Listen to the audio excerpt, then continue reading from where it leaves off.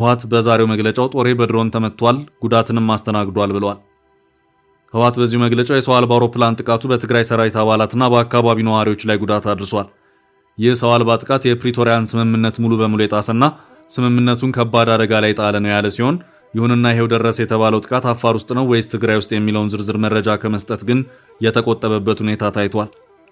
በዛሬው ዕለት በተለያዩ ማህበራዊ ሚዲያዎች ሲሰራጩ የታዩት ያልተረጋገጡ መረጃዎች ወደ አፋር ክልል ዘልቆ በገባው የህወሓት ታጣቂ ላይ የድሮን ጥቃት ተሰንዝሯል የሚሉ ሆነው ታይተዋል።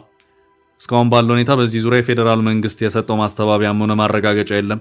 የአፋር ክልላዊ መንግስት የህወሓት ጦር ወደ ወሰን ግዛቱ ጥሶ የገባ መሆኑን በመግለጽ ራሱን ለመከላከል የሚገደድ መሆኑን መግለጫ ያወጣበት ሁኔታ የነበረ መሆኑ የሚታወስ ነው።